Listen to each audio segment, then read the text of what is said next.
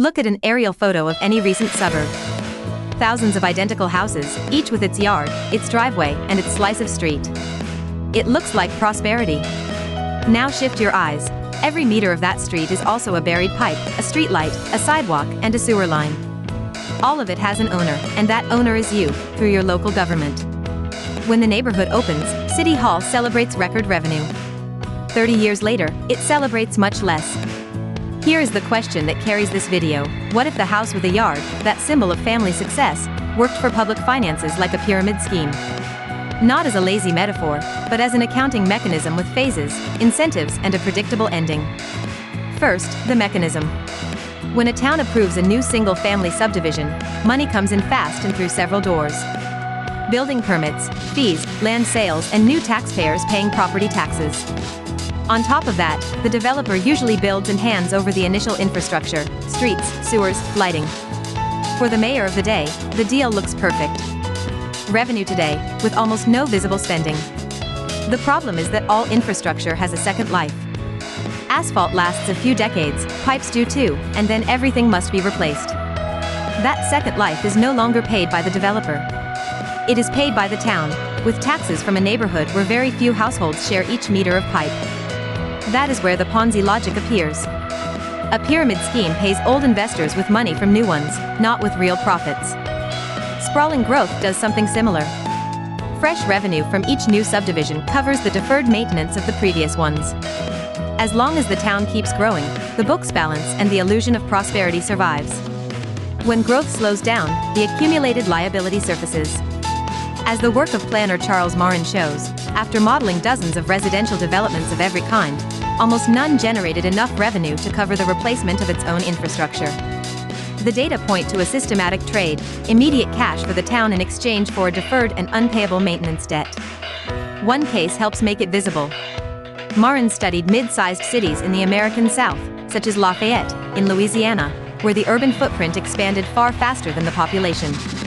The result was more street, more pipe, and more water pump per resident, with the same taxpayers spread across twice the territory. His calculations suggested that revenue per household covered only a fraction of the cost of replacing the infrastructure that household used. The city was not poor for lack of activity. It was poor by design. It had built a physical estate that its own density could not sustain. This can be read as the fiscal heart of the problem, beyond aesthetic tastes about suburbia.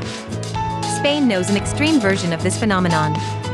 During the housing bubble, entire estates were approved far from town centers, with roundabouts, streetlights, and boulevards ready for neighbors who never arrived.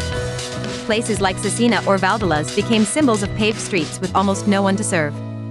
Local councils inherited the maintenance of urban skeletons that generated cost without generating community. And you do not need the ghost extreme. Everyday dispersed growth, the thousands of row houses around metropolitan areas, repeats the same arithmetic in a quieter version: a lot of public network per household, few households per network. The bill does not explode, but it drips into municipal budgets every single year. The effects follow a familiar order. First, maintenance gets postponed, potholes that wait, parks that age, pipes that get patched. Then taxes and fees go up, or services get cut. Finally comes the most uncomfortable dimension: who pays for whose party? As journalist Benjamin Harrell documents in American Suburbs, families who arrive late, often households with fewer resources, inherit deteriorated schools and infrastructure whose real cost the first residents never paid. This can be read as a transfer of wealth across generations and social groups. The pioneers enjoyed new, subsidized infrastructure. The newcomers receive the replacement debt along with the keys to their house.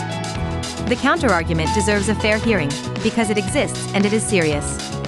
Critics point out that systematic academic evidence on this thesis is still limited.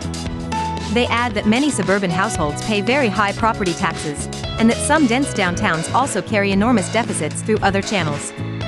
They also remind us that millions of families freely choose the house with a yard, and that this preference has value in itself. All of that is true. Density alone does not guarantee healthy accounts. But the core argument is not about taste, it is about structure: revenue concentrated at the start of the cycle and obligations deferred to the end, with no one counting them when the plan is signed. Back to the opening question: is the house with a yard a pyramid scheme for public finances? It can be argued that the problem is not the house, nor the yard, nor the legitimate desire for space. The problem is a growth model that only balances while it grows, just as the pyramid only pays while new believers keep joining.